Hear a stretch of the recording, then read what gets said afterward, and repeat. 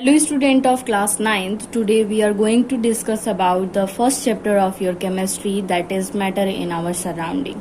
Before discussing it, we will know that which chapter is included in class ninth syllabus. First one is the matter in our surroundings. Second is matter around us pure. Third is atoms and molecules, and fourth is structure of the atom. And today we are going to discuss the first chapter, that is matter in our surrounding. Before discussing it, we will know that what is the meaning of the title of this chapter.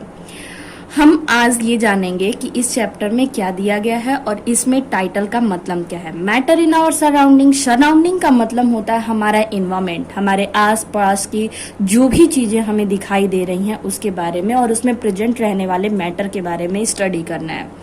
इसे study करने से पहले हम सबसे पहले समझेंगे कि chemistry हम स्टडी कर रहे हैं. केमिस्ट्री का डेफिनेशन क्या होता है, केमिस्ट्री कहते किसे हैं. The branch of science in which we study about the composition, structure and property of matter. ऐसा ब्रांच साइंस का जिसमें हम मैटर की प्रॉपर्टी, स्ट्रक्चर और कंपोजिशन के बारे में स्टडी करते हैं. मैटर का मतलब होता है कि उसके मेरिट्स, डिमेरिट्स के बारे में स्टडी करते हैं. स्ट्रक्चर मतलब कि कैसे उसकी संरचना है, बना कैसा है. एंड कंपोजिशन, और कंपोजिशन कहने का मतलब है कि उसके कंपोनेंट किस तरीके से इन्वॉल्व होकर के उसका फॉर्मेशन किए हैं. स्टूडेंट, यहाँ पे 2 टाइम्स हमें एक वर्ड देखने को मिला, that is matter and again that is matter. ठीक है, तो सबसे पहले हम समझेंगे कि मैटर है क्या, बट उससे पहले हम जान लें who is the father of chemistry. The father of chemistry is Antoine Lavoisier. The father of chemistry is Antoine Lavoisier. चलिए आगे समझते हैं. मैटर क्या है. Anything that occupy space. कोई भी ऐसी चीज जो कि स्पेस ऑक्युपाई करती है, जगह घेरती है. पोजेसेस मास, जिसमें कुछ अपना मास होता है, कुछ केजी का होता है, कुछ ग्राम का होता है. एंड प्रेजेंस ऑफ, और जिसकी उपस्थिति कैन बी फेल्ट बाई 1 और मोर ऑफ आवर 5 सेंसेस. हमारे 5 सेंसेस में से एक या किसी भी अदर 2 या 3 किसी भी सेंसेस से हम उसके प्रेजेंस को, उपस्थिति को पहचान सकते हैं, उसका एहसास कर सकते हैं. उसे हम कहते हैं मैटर. मैटर के फॉर्म में अगर हम इसका एग्जाम्पल देखें कि आखिर मैटर है क्या, मैटर के एग्जाम्पल के फॉर्म में एयर मैटर है, तो बिल्कुल एयर मैटर है. क्यों? क्योंकि ये स्पेस ऑक्युपाई करता है. अगर हम बात करें कि स्पेस ऑक्युपाई कैसे करता है, तो स्टूडेंट मैं आपको बता दूं कि जो बैलून लेते हैं हम लोग, उस बैलून में जैसे ही हम एयर को ब्लो करते हैं वो क्या होता है, स्पेस ऑक्युपाई कर लेता है. इसलिए हम कहेंगे कि एयर स्पेस ऑक्युपाई करता है और उसमें कुछ मास भी होता है. ठीक है, साथ में हम एयर को अपने एक सेंस ऑर्गन के थ्रू, स्किन के थ्रू उसके प्रेजेंस को हम डिटेक्ट कर सकते हैं. इसलिए हम एयर को मैटर कहेंगे. फूड, क्या फूड में भी ये प्रॉपर्टी होती है? क्या वो स्पेस ऑक्युपाई करता है? क्या उसमें मास होती है? क्या उसके प्रेजेंस को या उसके टेस्ट को हम अपने एक सेंस ऑर्गन टंग से क्या उसे डिटेक्ट कर सकते हैं? तो बिल्कुल कर सकते हैं. ठीक वैसे ही cloth, house, paper, ink, wood, salt, steel, plants, animal, cloud, stars, even a drop of water etc is also matter. ये सारी चीजें जो होती हैं ये मैटर होती हैं. ठीक है, नेक्स्ट यहाँ पे एक वर्ड आता है एनर्जी. एनर्जी को हम नॉन मैटर भी कह सकते हैं. ऐसी चीजें जो कि मैटर नहीं है, तो ऐसी चीजें जो मैटर नहीं है उनकी कैरेक्टरिस्टिक क्या होगी, तो हम कह सकते हैं anything which do not has mass, और we can say that which has very less mass, जिसमें बहुत ही कम मास होता है. डू नॉट ऑक्युपाई स्पेस, जो कि जगह नहीं घेरता है. To which we can not felt by our sense organ, जिसे हम अपने सेंस ऑर्गन से फील नहीं कर सकते हैं, उसे हम कहते हैं क्या, एनर्जी. ठीक है, एनर्जी का एग्जाम्पल क्या होगा, तो एनर्जी का एग्जाम्पल हम लोग देखते हैं हीट के बारे में. हीट क्या कोई मास ऑक्युपाई करता है? क्या स्पेस ऑक्युपाई करता है? बिल्कुल नहीं करता है. Light, sound, electricity, magnetism and vacuum, ये सारी चीजें जो हैं उनमें ये कैरेक्टरिस्टिक नहीं पाई जाती हैं. एक बात मैं आपको और बता दूं कि ये पूरा जो यूनिवर्स है, या यूनिवर्स के किसी भी एक हम पार्ट की बात करें, इवन अपने प्लेनेट की बात करें, और इस प्लेनेट पे जितनी भी सारी चीजें हमें अपने सराउंडिंग में दिखाई देती हैं, वो केवल 2 ही चीजों से मिलकर के बनी हुई हैं, जिसमें से एक है मैटर और दूसरा है एनर्जी, जिसके बारे में अभी अभी हमने डिस्कस किया. यहाँ से एक क्वेश्चन है, इज एयर मैटर? क्या एयर मैटर है? इसका आंसर आपका होगा yes, air is matter. Air is matter because We cannot see it, but its presence can be felt by blowing wind. कहने का मतलब ये है, इसके प्रेजेंस को हम देख तो नहीं सकते हैं, लेकिन इसके प्रेजेंस को हम हवा जो बहती है उससे हम डिटेक्ट कर सकते हैं। इस तरह से हम कह सकते हैं कि हाँ, एयर मैटर है। नेक्स्ट हमारा टॉपिक होगा यहाँ पे क्लासिफिकेशन ऑफ मैटर, कि ये मैटर को कैसे आखिर वर्गीकृत किया जाए, कैसे इसको क्लासिफाई किया जाए, अपनी स्टडी को इजी बनाने के लिए कैसे हम इसे क्लासिफिकेशन करें। तो हम आपको बता दें, according to the ancient Indian philosopher, पहले के प्राचीन जो हमारे भारत के फिलोसोफर थे, उनका कहना ये था कि जितने भी मैटर हैं, चाहे हम लिविंग थिंग्स की बात करें चाहे नॉन लिविंग थिंग्स की बात करें, ये पंच तत्व से बने हुए हैं। और ये पंच तत्व कौन कौन से हैं तो आपको लिस्टेड यहाँ पे किया गया है। फर्स्ट होगा एयर, सेकेंड होगा अर्थ, नेक्स्ट होगा fire, next one is sky and then after water. यही 5 ऐसे तत्व हैं जिनसे मिलकर के सारे मैटर बने हुए हैं। और मैटर में हमने आपको बताया लिविंग थिंग्स भी और नॉन लिविंग थिंग्स भी। नेक्स्ट हम यहाँ पे देखेंगे कि साइंटिस्टों ने जो मैटर को क्लासिफाई किया है, प्रेजेंट क्लासिफिकेशन ऑफ मैटर जो है जिसे साइंटिस्टों ने क्लासिफाई किया है वो कैसे है। ये है मैटर। स्टूडेंट आपको हम बता दें कि ये मैटर जो होता है, मैटर को हम सब्सटेंस भी कहते हैं, तो आप कंफ्यूज नहीं होंगे, मैटर को ही हम सब्सटेंस भी कहेंगे। मैटर जो है, मैटर को 2 कैटेगरीज में डिवाइड किया गया है। First is physical classification and second is chemical classification. Physical classification कहने का मतलब ये है कि मैटर दिखता कैसा है, उसका अपीयरेंस कैसा है, ठीक है, वो स्टेट किस स्टेट में है, साथ में हम कह सकते हैं उसका टेम्परेचर का, प्रेशर का उस पर क्या इफेक्ट पड़ता है। इसके बेसिस पे हम क्लासिफिकेशन करते हैं तो उसे हम फिजिकल क्लासिफिकेशन ऑफ मैटर कहते हैं। जबकि अगर उसके कंपोजिशन के बेसिस पे कि किस तरीके से बना हुआ है, कोई रिएक्शन किस तरीके से करेगा, अगर 2 मैटर को एक साथ हम रिएक्ट करवा देते हैं तो उसका रिजल्ट क्या होगा, उसका प्रोडक्ट क्या बनेगा, इसके बेसिस पे अगर हम बात करें तो मैटर का केमिकल क्लासिफिकेशन वो होता है। फिजिकल क्लासिफिकेशन की अगर हम बात करें तो फिजिकल क्लासिफिकेशन ऑफ मैटर में यहाँ पे 3 कैटेगरी हैं, जिसमें से फर्स्ट कैटेगरी है सॉलिड और सेकंड कैटेगरी है लिक्विड, नेक्स्ट कैटेगरी है गैस। अगर केमिकल कंपोजिशन की हम बात करें तो केमिकल कंपोजिशन में मैटर को 2 कैटेगरी में डिवाइड किया गया है, जिसमें फर्स्ट कैटेगरी होगा प्योर सब्सटेंस और सेकंड कैटेगरी होगा इम्प्योर सब्सटेंस। अब यहाँ पे क्वेश्चन आता है कि प्योर सब्सटेंस क्या होता है। स्टूडेंट आपको पता है प्योर कब कहते हैं किसी चीज को, शुद्ध कब कहते हैं, जिसमें वो एक ही टाइप का, सिंगल टाइप का मॉलिक्यूल जब उसमें प्रेजेंट रहता है तो हम कहते हैं कि नहीं ये प्योर है। ठीक है, जैसे मिल्क है, मिल्क में अगर मिल्क के पार्टिकल्स हैं तब तो हम कहेंगे कि नहीं ये मिल्क प्योर है, लेकिन जैसे उसमें सैंड के पार्टिकल मिल जाएंगे हम कहेंगे कि ये मिल्क क्या हो गया, इम्प्योर हो गया। तो यहाँ से आप समझ गए होंगे प्योर सब्सटेंस कहने का मतलब जो उसका मेन जिस चीज की हम बात कर रहे हैं केवल उसी के मॉलिक्यूल, सिंगल टाइप के मॉलिक्यूल जिसमें प्रेजेंट रहते हैं उसको हम कहते हैं प्योर सब्सटेंस।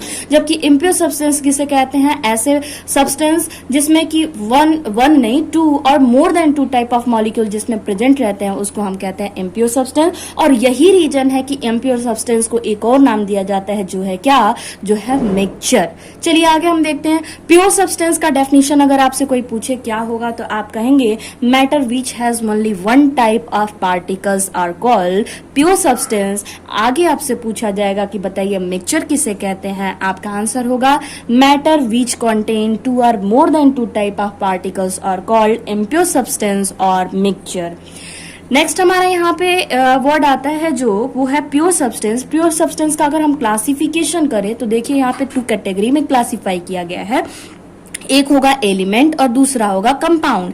एलिमेंट क्या होता है, एलिमेंट प्योर सब्सटेंस ही होते हैं, लेकिन याद रखिएगा ऐसे प्योर सब्सटेंस जिसको और आगे ब्रोकन डाउन नहीं किया जा सकता है। Means pure substance which can not be split further is called element. Then what is compound, compound the chemical composition or the combination of element in fixed ratio by its mass is called compound.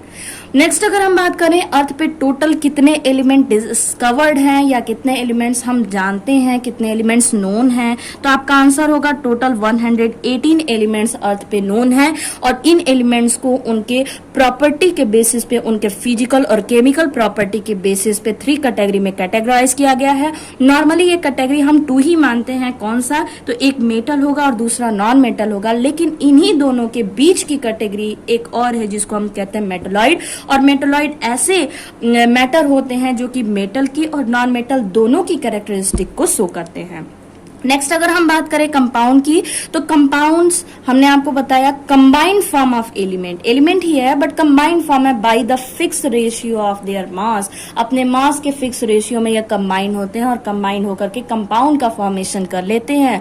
उनके compound के बने हुए compound के nature के basis पे कि pH के according उसका नेचर कैसा रहता है, उसके टेस्ट के अकॉर्डिंग, उसके रिएक्शन के अकॉर्डिंग, कहने का मतलब कि उसके नेचर के अकॉर्डिंग इस कंपाउंड को हम 3 कैटेगरी में डिवाइड करते हैं, जिसमें से पहला कैटेगरी है एसिड, दूसरा है बेस और उसके बाद है सॉल्ट। ठीक है, यहां तक हम अब क्लासिफिकेशन देखें। नेक्स्ट हम लोग देखते हैं इम्प्योर सब्सटेंस, ये भी हमें पढ़ना है अपने सिलेबस में, इसलिए हम इसको भी एक्सप्लेन करेंगे। इम्प्योर सब्सटेंस क्या था? Matter that contain 2 or more than 2 type of particles are called impure substance or mixture। impure substance को हम 2 कैटेगरीज में डिवाइड किए हैं, एक है होमोजीनस मिक्सचर, हेट्रोजीनस मिक्सचर। होमो का मतलब होता है सिमिलर, हेट्रो का मतलब होता है डिसिमिलर। ठीक है, तो यहाँ पे हम लोग देखेंगे होमोजीनस कहने का मतलब कि ऐसा मिक्सचर जिसमें अगर उसके सॉल्यूट को, जब सॉल्वेंट में सॉल्यूट को हम मिक्स करें तो पूरी तरीके से मिक्स हो जाए और यूनिफॉर्म मिक्सचर का फॉर्मेशन कर ले, मतलब नॉर्मली उसमें कोई बाउंड्री हमें दिखाई ही ना दे। हेट्रोजीनस का मतलब क्या है कि ये बाउंड्री उसमें दिखाई देगी, उसमें एक बाउंड्री बन जाएगी, वो पूरी अच्छे तरीके से मिक्स नहीं होगा। अगर हम यहाँ पे एक एग्जाम्पल लें, मान लीजिए कि वाटर में हमने सॉल्ट को डाल दिया और कुछ देर तक उसको स्टायर आउट किया, मतलब कि उसे हिलाया, उसे डिसॉल्व करने के लिए, क्या होगा? कुछ देर के बाद सॉल्ट के मॉलिक्यूल डिसॉल्व हो जाएंगे और हमें सॉल्ट के मॉलिक्यूल दिखाई नहीं देंगे।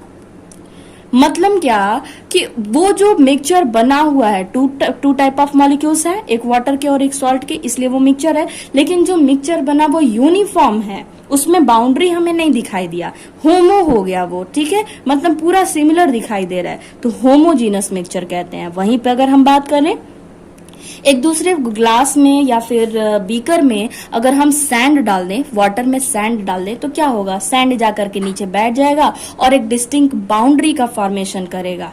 तो हमें वहां पे क्या हुआ? अच्छे से मिक्स भी नहीं हुआ, बाउंड्री भी दिखा, इसलिए हम इसे कहेंगे ये हेट्रोजीनस मिक्सचर है।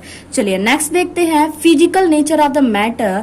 मैटर का फिजिकल नेचर कैसा होता है, देखने में आखिर ये मैटर दिखाई कैसा देता है। अगर हम एग्जाम्पल के तौर पे यहाँ पे बात करें तो देखिए ये है block of would. Block of would कहने का मतलब लकड़ी का एक टुकड़ा है, यहाँ पे ऊपर से हमें बिल्कुल सेम दिखाई देता है, लेकिन हमें नहीं पता कि उसके अंदर छोटे छोटे कितने सारे मॉलिक्यूल प्रेजेंट रहते हैं। आपको हम बता दें, ये जो ब्लॉक ऑफ वुड है उसके अंदर छोटे छोटे, ये हमने पार्टिकल्स को दिखाया हुआ है। ठीक है, ये पार्टिकल्स की कुछ कैरेक्टरिस्टिक होती हैं जो कि फिजिकल नेचर, कैसा दिखता है ये पार्टिकल्स, क्या करता है, ये मूव करता है कि नहीं करता है, उनके बीच में अट्रैक्शन होता है कि नहीं होता है, इसके बेसिस पे अगर हम बात करें तो फिजिकल नेचर ऑफ मैटर में हम यही देखेंगे कि इनके पार्टिकल्स का जो होगा कैरेक्टरिस्टिक कैसा होगा। फर्स्ट पॉइंट देखिए हमने बनाया है matter is made up of particle. Matter particle का बना होता है, ये कैसे हमें पता चलेगा? ठीक है, तो इसके बारे में हम समझेंगे अभी। उसके बाद उसी में है particles of matter have space between them. जब ये क्लियर हो जाएगा कि नहीं ये छोटे छोटे पार्टिकल्स का बना हुआ है, तो फिर हम ये देखेंगे कि इनके बीच में स्पेस है, कैसे है। चलिए एक एक्टिविटी देखते हैं। एक्टिविटी हम क्या करेंगे? एक्टिविटी नंबर फर्स्ट में देखिए हमने यहाँ पे लिखा हुआ है सीट ऑफ ग्लास। ग्लास का सीट कहने का मतलब शीशे का एक सीट लेंगे, चादर टाइप का, या फिर हम सीट ही कह सकते हैं उसे, और उसे हम क्या करेंगे कि छोड़ देंगे जमीन पे। ठीक है, जैसे ही वो ग्राउंड से जाकर के टकराएगा, तुरंत क्या होगा, स्ट्रोक जैसे ही होगा उसके पार्टिकल्स पूरे बिखर जाएंगे, और बिखर जाएंगे तो हम क्या कहेंगे कि वो छोटे छोटे पार्टिकल्स से मिलकर के बने थे। अब यहां से क्लियर हो गया ना कि कोई भी मैटर जो है वो छोटे छोटे पार्टिकल्स से मिलकर के बना होता है, बहुत ही टिरी पार्टिकल्स होते हैं, लेकिन ये पार्टिकल बहुत ही छोटे हैं, हम अपने नेक्ड आई से इसे नहीं देख सकते हैं।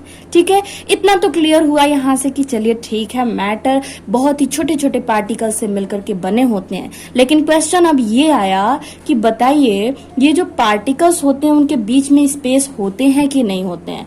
इसे क्लियर करने के लिए हमने एक दूसरी एक्टिविटी लिया है यहाँ से, और ये क्या है एक्टिविटी, सॉल्ट इन वाटर। अब हम क्या करेंगे, एक बीकर में वाटर लेंगे और उस वाटर में सॉल्ट डाल के कुछ देर तक उसे स्टायर करेंगे। किस लिए करेंगे, डिजॉल्व हो जाए इसलिए करेंगे।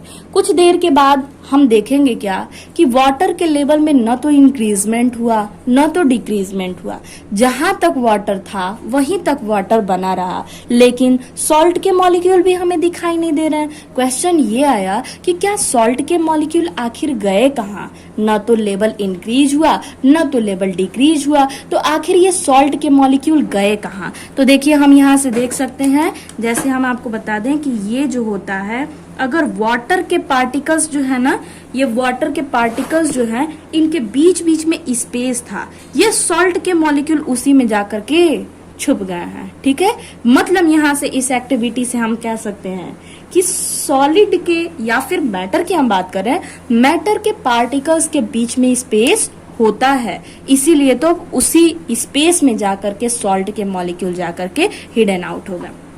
ठीक है, नेक्स्ट यहाँ से देखेंगे, नोट आपको क्या करना है, अ ड्रॉप ऑफ वाटर, एक छोटे से वाटर के ड्रॉप की अगर हम बात करें, एक छोटा सा बूंद की अगर हम बात करें, तो उसमें कितने वाटर के मॉलिक्यूल है। वाटर का फार्मूला स्टूडेंट आप जानते हैं, वाटर का फार्मूला क्या होता है, तो आपका आंसर होगा वाटर का फार्मूला H2O।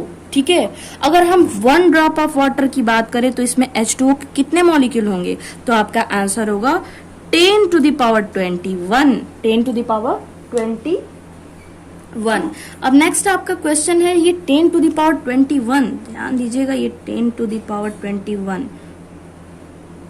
ठीक है, इतना आप 21 टाइम्स बनाते जाएंगे, 5 टाइम हुआ, नेक्स्ट 7 टाइम, ऐसे ही बनाते जाएंगे, कितना तक, 21 तक। ठीक है, आप इसे देख लेंगे। नेक्स्ट हम आपको बता दें, नेक्स्ट है, हमने यहाँ पे फिगर के थ्रू यहाँ पे बताया, देखिए ये आपका बीकर है और इस बीकर में ये पार्टिकल्स है, किसका, वाटर का, वाटर के पार्टिकल्स है, इस वाटर के पार्टिकल्स के बीच में स्पेस है, और इस स्पेस को हम कहते हैं इंटर, मतलब बीच में, पार्टिकल, किसके बीच में, पार्टिकल के बीच में, स्पेस, जगह। ठीक है, पार्टिकल्स के बीच का जगह, इसे नाम देते हैं इंटर पार्टिकल स्पेस, और अगर ये मॉलिक्यूल है तो इंटर मॉलिक्यूलर स्पेस। ठीक है, इसी स्पेस में जा करके, या ये जो सॉल्ट होते हैं, शुगर होता है, वो जा करके छुप जाता है और वो वाटर के लेवल में कोई भी इंक्रीजमेंट नहीं करता है। यहाँ से एक पॉइंट आपको नोट करना है, सॉल्ट और शुगर गेट इवनली डिस्ट्रीब्यूटेड, ये अच्छे तरीके से बिखर जाता है इन वाटर, कहाँ, पानी में, and the level of solution in the cylinder does not change, और यही रीजन है कि जो लेवल होता है सिलेंडर का वो चेंज नहीं होता है, क्योंकि वो जगह तो नहीं घेरा ना, वो जहां था, जो स्पेस था उसी स्पेस में जा करके रह गया, इसलिए वो एक्स्ट्रा जो स्पेस ऑक्युपाई नहीं किया। इसलिए हम कह सकते हैं कि ये जो होता है सिलेंडर में कोई भी लेवल में, वाटर के लेवल में इंक्रीजमेंट नहीं करता है। नेक्स्ट हमारा पार्ट होगा यहाँ पे, नेक्स्ट हमारी एक्टिविटी क्या होगी, जो हमें फिजिकल नेचर ऑफ मैटर के बारे में देखना है। Particles of matter are always in state of motion, ये जो पार्टिकल होते हैं वो हमेशा मूव करते रहते हैं। ऐसा कैसे हो सकता है, सॉलिड के पार्टिकल्स तो मूव नहीं करते हैं, बहुत ही उनके पास एनर्जी उतनी कम होती है ना, अगर एनर्जी रहती है उनके पास तो वो भी मूव करते हैं। यहां से क्वेश्चन ये है, particle of matter always in state of motion, कैसे देखते हैं ये कैसे हो सकता है। देखिए, एक्टिविटी टू बी टेकन, क्या हमें लेना है, इंसेंस स्टिक लेना है, अगरबत्ती लेना है, मैच स्टिक, माचिस लेना है, एंड स्टैंड टू होल्ड, और एक स्टैंड लेना है उसे प्लेस आउट करने के लिए। क्या करेंगे, टेक वन स्टिक, एक अगरबत्ती ले लेंगे आउट ऑफ पैकेट, पैकेट से, होल्ड इट ऑन स्टैंड, और उसे स्टैंड पे लगा देंगे, place at corner of the room, और अपने रूम के एक कॉर्नर में ले जा करके रख देंगे। ठीक है, क्या होगा आगे, you will get that, suppose that ये रूम है, ठीक है, इस रूम के इस कॉर्नर पे लगा दिए और आप खड़े हैं यहाँ पे, you will get that you can smell the fragrance, उसका जो गंध था आप उसे स्मेल कर सकते हैं, even sitting at a distance, इतनी दूरी पर बैठे हुए भी आप उसकी स्मेल को क्या कर सकते हैं, उसके फ्रेगनेंस को स्मेल कर सकते हैं। क्या रीजन है इसके पीछे, इसके पीछे एक फिनोमिनन है, क्या है देखते हैं। Particles of matter are continuously moving, आप इतनी दूर से अगर उसे स्मेल कर सकते हैं उसके फ्रेगनेंस को, मतलब क्या है कि पार्टिकल्स मूव किए। दिस इज बिकॉज, ऐसा इसलिए है क्योंकि they possesses the some kinetic energy, क्योंकि उनके पास कुछ काइनेटिक एनर्जी होती है। अब ये काइनेटिक एनर्जी क्या है, देखिए यहाँ पे लिखा हुआ है, kinetic energy, energy that is for motion, ऐसी एनर्जी जो कि मोशन के लिए रिस्पॉन्सिबल होती है। जितनी ज्यादा काइनेटिक एनर्जी होगी उतना ही तेज गति से, उतना ही तेज स्पीड से वो पार्टिकल मूव करेगा। ठीक है, तो यहाँ पे हमने देखा this is because they possesses some kinetic energy as the temperature rises, जैसे ही टेम्परेचर धीरे धीरे राइज अप होता है। अब टेम्परेचर क्या है, एक तरह का एनर्जी ही है ना, हीट एनर्जी, तो हीट एनर्जी कन्वर्ट होगा, एनर्जी तो अपने फॉर्म में कन्वर्ट कर लेता है। एज द टेम्परेचर राइजेस, जैसे ही एनर्जी राइज अप होगा, हीट क्या होगा, उसे मिलेगा, हीट क्या है, एनर्जी, वो हीट एनर्जी कन्वर्ट हो जाएगा किस में, काइनेटिक एनर्जी में। काइनेटिक एनर्जी राइजेस, इंक्रीजेस, समझ में आया। As temperature rises, the kinetic energy increases and the particle move faster, और जितना ही काइनेटिक एनर्जी अधिक होगा उतना ही तेजी से पार्टिकल्स जो होंगे वो मूव करेंगे। इस फिनोमिना के पीछे ये पार्टिकल मूव करते हैं काइनेटिक एनर्जी के वजह से। ऐसा क्यों है, कौन सा फिनोमिनन है, कौन सा प्रोसेस है, तो इसके पीछे का प्रोसेस है क्या, डिफ्यूजन। जो इस एक्टिविटी के पीछे जो प्रोसेस वर्क कर रहा है वो है डिफ्यूजन। अब डिफ्यूजन क्या है, मूवमेंट ऑफ एनीथिंग, एनीथिंग कहने का मतलब सॉलिड हो, लिक्विड हो, गैस हो, ठीक है, movement of anything from a region of higher concentration, मतलब ऐसे जगह पर जिसके उसके पार्टिकल्स ज्यादा हैं, टू द लोअर कॉन्सेंट्रेशन, ऐसे जगह की तरफ जिधर उसके कॉन्सेंट्रेशन मतलब पार्टिकल बहुत ही कम है, इसी को कहते हैं डिफ्यूजन। तो देखिए इंसेंस स्टिक यहाँ था ना, और हम कहाँ बैठे थे, यहाँ पे। इंसेंस स्टिक पार्टिकल्स भी यहाँ पे ज्यादा थे, तो यहाँ higher concentration of particles of incense stick था, जबकि यहाँ पे लोअर कॉन्सेंट्रेशन था। और हमने यहाँ पे स्मेल हुआ, मतलब पार्टिकल्स यहाँ से मूव कर गए, किधर की तरफ, हमारी तरफ, जिधर हम बैठे थे उधर की तरफ ये पार्टिकल्स मूव कर गए। और ये पार्टिकल क्या है, एनीथिंग, मतलब कि सॉलिड, लिक्विड, गैस, गैस है ना, तो ये हम कह सकते हैं कि इसके पीछे जो फिनोमिना वर्क कर रहा है वो है डिफ्यूजन। नेक्स्ट एक और पार्ट है, एक और एक्टिविटी है, एक और नेचर है किसका, फिजिकल प्रॉपर्टी और physical nature of the matter में हम देखेंगे particles of matter attract each other. ये भी है, particles of matter attract each other, जितना स्ट्रांगली अट्रैक्ट करेंगे उतना ही हमें प्रॉब्लम होगा उन्हें तोड़ने में।